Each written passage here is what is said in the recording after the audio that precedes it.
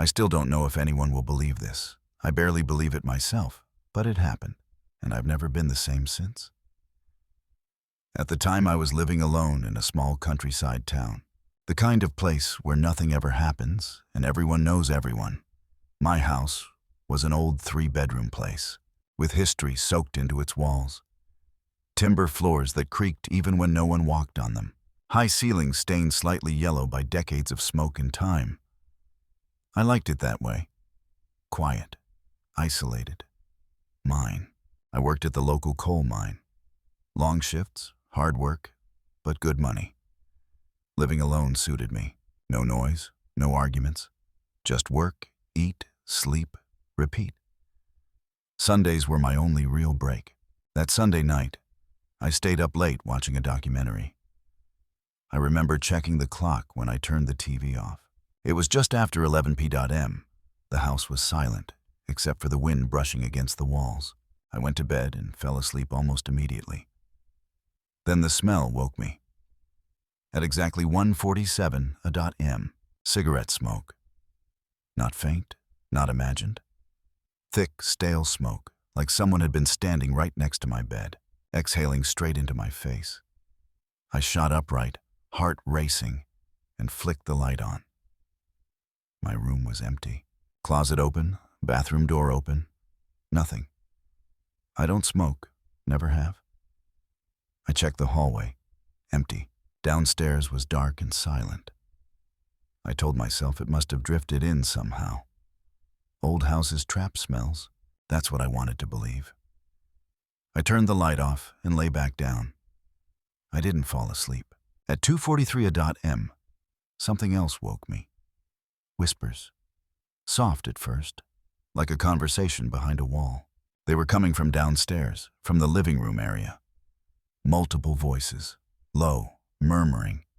I couldn't make out words, but I could hear tone. Intent. My mouth went dry.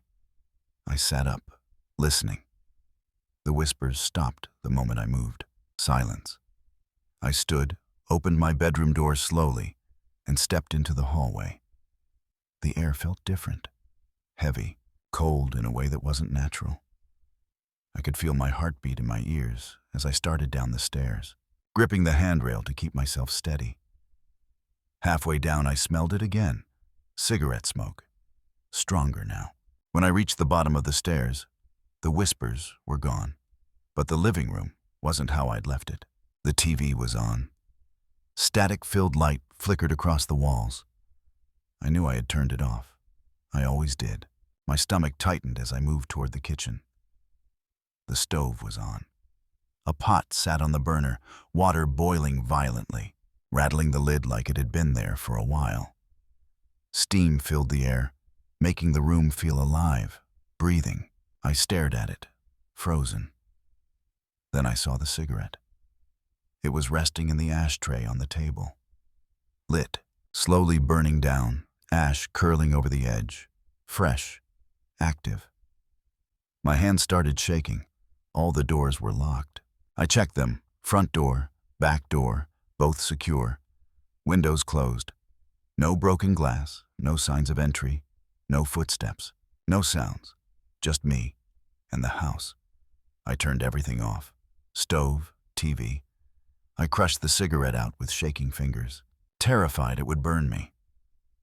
The smell lingered no matter how much I aired the place out. I didn't go back to bed. I sat on the couch until sunrise, lights on, eyes locked on every shadow. Nothing else happened that night. I told myself it was a one-time thing. I was wrong. The following Sunday, at exactly 1:47 a.m., the smell returned. This time, I didn't get up. I lay frozen under the blanket, breathing shallowly, pretending to sleep. At 2:43 a.m., the whispers started again. Closer, not downstairs, in the hallway. I heard footsteps. Slow, deliberate. Each step matched the rhythm of my heartbeat. The doorknob to my bedroom turned gently, like someone testing it. It stopped when I whispered, "Hello?" The footsteps retreated. By the third Sunday, I started recording audio on my phone. I needed proof. I needed to know I wasn't losing my mind. When I played it back the next morning, the recording was mostly silence, except for one thing. At 2:43 a.m., a voice whispered my name.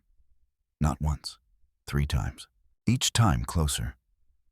I began sleeping with the lights on. Then I stopped sleeping at home altogether. I stayed at motels, friends' places, anywhere but that house. But no matter where I went, at 1:47 a.m., the smell of cigarette smoke followed me. Always the same brand, always stale. I finally asked an old neighbor about the house. His face changed when I mentioned the smoke. He told me the previous owner had worked in the same mine, lived alone, smoked constantly, died in the living room one Sunday night. Heart attack, the TV was on, a pot boiling on the stove. A cigarette burned down to the filter in the ashtray. No one found him until Monday morning.